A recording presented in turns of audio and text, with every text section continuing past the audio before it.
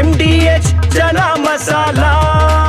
ಈಗ ಕಡಲೆ ಇರಲಿ, ಹಲಸಂದೆ ಬೀಜ, ಕಪ್ಪು ಕಡಲೆ ಅಥವಾ ಬಿಳಿ ಕಡಲೆ, ಎಲ್ಲವೂ ಸ್ವಾದಿಷ್ಟವಾಗುತ್ತೆ. ಇನ್ನು ಪಾಸ್ಟೋ ಭಾಷೆಯಲ್ಲಿ ಮಾತನಾಡ್ತಾ ಇದ್ರು. ಎಲ್ಲ ಉಗ್ರರು ಕೂಡ ಪಾಸ್ಟೋ ಭಾಷೆಯನ್ನ ಮಾತನಾಡ್ತಾ ಇದ್ರು. ಪ್ರವಾಸಿಗರನ್ನ ಪಾಸ್ಟೋ ಭಾಷೆಯಲ್ಲಿ ಮಾತನಾಡಿಸಿದ್ರು ಅನ್ನೋದು ಕೂಡ ಗೊತ್ತಾಗಿದೆ. ಇದು ಈ ಪಾಸ್ಟೋ ಭಾಷೆ ಏನಿದೆ ಅದು ಪಾಕಿಸ್ತಾನ, ಅಫ್ಘಾನಿಸ್ತಾನದಲ್ಲಿ ಬಳಕೆಯಲ್ಲಿರುವಂತಹ ಭಾಷೆ. ಡಿಜಿಟಲ್ ಹೆಜ್ಜೆ ಗುರುತು ಕರಾಚಿ ಮತ್ತು POKಯಲ್ಲಿ ಪತ್ತೆ ಆಗಿದೆ. ಉಗ್ರರ ಹೆಜ್ಜೆ ಗುರುತನ್ನ ಗುಪ್ತಚರ ಇಲಾಖೆ ಕೂಡ ಪತ್ತೆ ಮಾಡಿದೆ. ಪಹಲ್ಗಾಮ್ ಅಟ್ಯಾಕ್ ಹಿಂದೆ ಕುತಂತ್ರಿ ಪಾಕ್ನ ಕೈವಾಡ ಇರುವಂಥದ್ದು ಸ್ಪಷ್ಟವಾಗಿ ಗೊತ್ತಾಗ್ತಾ ಇದೆ. ಆದರೆ ಪ್ರತಿ ಬಾರಿಯ ಹಾಗೆ ತನ್ನ ನೌಟಂಕಿಯನ್ನು ಪಾಕಿಸ್ತಾನ ಮಾಡ್ತಿರೋದು. ನಮಗೂ ಈ ಕೃತ್ಯಕ್ಕೆ ಏನೂ ಗೊತ್ತಿಲ್ಲ, ಸಂಬಂಧ ಇಲ್ಲ ಅನ್ನೋದು. ಸೊ ಪಹಲ್ಗಾಮ್ ದಾಳಿಯಲ್ಲಿ ಪಾಕ್ ಕೈವಾಡ ಬಯಲಾಗಿದೆ. ಜಿಪ್ಲೈನ್ ಮೂಲಕ ಅವರು ಎಂಟ್ರಿ ಕೊಟ್ಟಿರೋದು. ಸೊ ಪಾಸ್ಟೋ ಭಾಷೆಯಲ್ಲಿ ಮಾತನಾಡ್ತಾ ಇದ್ರು. ನಮ್ಮ ದೆಹಲಿಯ ಪ್ರತಿನಿಧಿ ಹರೀಶ್ ಈ ಬಗ್ಗೆ ಹೆಚ್ಚಿನ ಮಾಹಿತಿಯನ್ನು ನೀಡ್ತಾರೆ. ಹರೀಶ್, ಇದೀಗ ಉಗ್ರರು ಅಲ್ಲಿಗೆ ಹೇಗೆ ಎಂಟ್ರಿ ಕೊಟ್ಟರು ಅನ್ನೋದು ಇಲ್ಲಿ ಪ್ರಶ್ನೆ ಆಗಿತ್ತು. ಜೊತೆಗೆ ಸ್ಥಳೀಯರ ಸಹಾಯ ಇಲ್ಲದೆ ಈ ಪ್ರದೇಶಕ್ಕೆ ಬರೋಕೆ ಸಾಧ್ಯ ಇಲ್ಲ ಅನ್ನೋದು ಕೂಡ ಬಹಳ ಸ್ಪಷ್ಟವಾಗಿದ್ದಂಥ ವಿಚಾರ.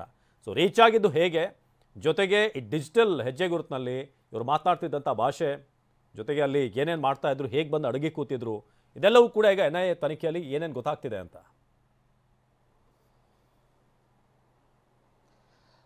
ಹೌದು ಅವಿನಾಶ್, ಪಹಲ್ಗಾಮ್ ದಾಳಿಯ ಹಿಂದೆ ಯಾರಿದ್ದಾರೆ, ಯಾರ್ಯಾರು ದಾಳಿಯಲ್ಲಿ ಭಾಗಿಯಾಗಿದ್ರು ಅನ್ನುವಂಥದ್ದನ್ನ ಈಗ NIA ತನಿಖೆಯನ್ನ ಮಾಡ್ತಾ ಇದೆ.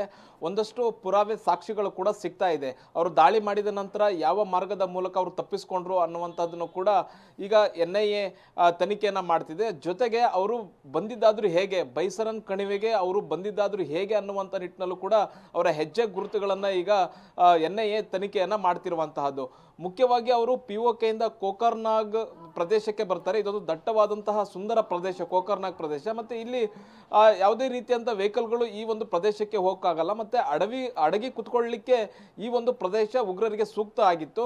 ಮತ್ತೆ ಈ ಪ್ರದೇಶದಲ್ಲಿ ಉಗ್ರರು ಇರ್ತಾರೆ ಅಂತಂದ್ರೆ ಸ್ಥಳೀಯರ ಸಹಕಾರ ಕೂಡ ಇತ್ತು ಅನ್ನುವಂಥದ್ದು ಗೊತ್ತಾಗುತ್ತೆ. ಯಾಕೆಂದ್ರೆ ಸ್ಥಳೀಯವಾಗಿ ಭೌಗೋಳಿಕವಾಗಿ ಜ್ಞಾನ ಇರಬೇಕಾಗುತ್ತೆ. ಆ ಪ್ರದೇಶದಲ್ಲಿ ಉಗ್ರರು ಬಂದು ಇರಬೇಕು ಅಂತಂದ್ರೆ ಅಲ್ಲಿ ಕೂಡ ಸ್ಥಳೀಯರ ಸಹಕಾರ ಇತ್ತು ಅನ್ನುವಂಥದ್ದು ಗೊತ್ತಾಗ್ತಾ ಇದೆ. ಮತ್ತೆ ಅವರು ಅಲ್ಲಿಂದ ಕೋಕರ್ನಾಗಿಂದ ಪಹಲ್ಗಾಮ್ಗೆ ಬರಬೇಕು ಅಂತಂದ್ರೆ 54 ಕಿಲೋಮೀಟರ್ ದೂರ ಇರುವಂತಹದ್ದು.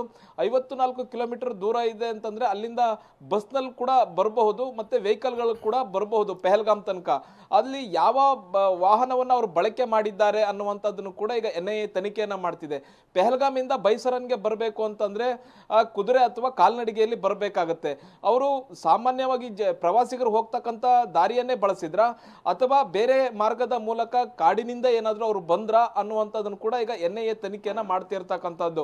ಒಂದ್ ವೇಳೆ ಬೈಸರನ್ಗೆ ಪಹಲ್ಗಾಮ್ ಇಂದ ಬರಬೇಕು ಅಂತಂದ್ರೆ ಕುದುರೆಯ ಮೂಲಕವೇ ಬರಬೇಕಾಗುತ್ತೆ, ಕಾಲ್ನಡಿಗೆ ಮೂಲಕವೇ ಬರಬೇಕಾಗತ್ತೆ. ಪ್ರವಾಸಿಗರ ಸೋಗಿನಲ್ಲಿ ಅವರು ಬಂದ್ರ ಅನ್ನುವಂಥದ್ದನ್ನು ಕೂಡ ಈಗ ತನಿಖೆಯನ್ನ NIA ಮಾಡ್ತಿದೆ. ಮುಖ್ಯವಾಗಿ ಅಲ್ಲಿ ದಾಳಿಯನ್ನ ಮಾಡಿದ ಬಳಿಕ ಇಬ್ಬರು ಪ್ರವಾಸಿಗರ ಮೊಬೈಲ್ಗಳನ್ನ ಅವರು ಕೂಡ ಕಿತ್ಕೊಂಡು ಹೋಗಿದ್ದಾರೆ. ಮತ್ತೆ ಯಾವ ಭಾಷೆಯಲ್ಲಿ ಅವರು ಮಾತಾಡ್ತಿದ್ರು, ನೋಡೋದಕ್ಕೆ ಹೇಗಿದ್ರು, ಮುಖಚರ್ಯೆ ಹೇಗಿತ್ತು, ಈ ಎಲ್ಲವನ್ನು ಕೂಡ ಪ್ರವಾಸಿಗರು ಯಾರು ಬಂದಿದ್ರು, ಸಂತ್ರಸ್ತರು ಯಾರಿದ್ರು ಅವರಿಂದ ಹೆಚ್ಚಿನ ಮಾಹಿತಿಯನ್ನ ಈಗ NIA ತೆಗೆದುಕೊಳ್ತಾ ಇದೆ. ಅದು ಕೂಡ ಬಹಳಷ್ಟು ತನಿಖೆಗೆ ಬಹಳಷ್ಟು ಮುಖ್ಯ ಆಗಿರುವಂತಹದ್ದು. ಮುಖ್ಯವಾಗಿ ಅವರು ಅಲ್ಲಿಂದ ಹೇಗೆ ಎಕ್ಸಿಟ್ ಆದ್ರು, ಯಾವ ಮಾರ್ಗದ ಮೂಲಕ ಅವರು ಎಕ್ಸಿಟ್ ಆದ್ರು ಅನ್ನುವಂಥದ್ದನ್ನು ಕೂಡ ಈಗ NIA ತನಿಖೆಯನ್ನ ಮಾಡ್ತಿದೆ.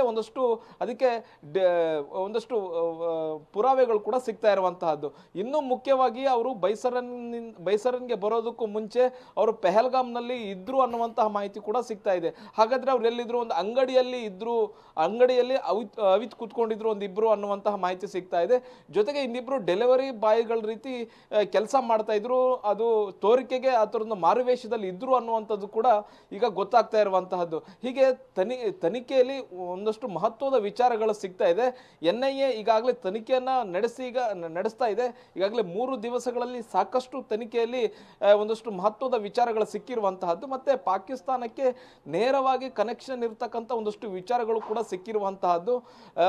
ಜೈಷ್ ಎ ಮೊಹಮ್ಮದ್ ಆಗಿರ್ಬೋದು, ಉಗ್ರ ಸಂಘಟನೆ, ಲಷ್ಕರ್ ಎ ತೊಯ್ಬಾ ಆಗಿರ್ಬೋದು, ಈ ಸಂಘಟನೆಗಳಿಗೆ ಕನೆಕ್ಷನ್ ಇರುವಂತಹ ಪುರಾವೆಗಳು ಸಿಕ್ಕಿದೆ ಅನ್ನುವಂತಹದನ್ನು ಕೂಡ ಈಗ NIA ತನಿಖೆಯಿಂದ ಬಹಿರಂಗ ಆಗ್ತಾ ಇದೆ. ಅವಿನಾಶ್, ಧನ್ಯವಾದ ಹರೀಶ್. ವಾಹ್, ಯಾಕೆ ಈಗ ಬಂತ ಸ್ವಾದ? ಖಂಡಿತ ಈಗ ಬಂತು ಅಸಲಿ ಸ್ವಾದ. MDH chunky chaat masala life ಅಲ್ಲಿ ಅಸಲಿ ಸ್ವಾದ ತರುತ್ತೆ. ಅಸಲಿ ಮಸಾಲ, ಎಸ್ ಎಸ್ MDH.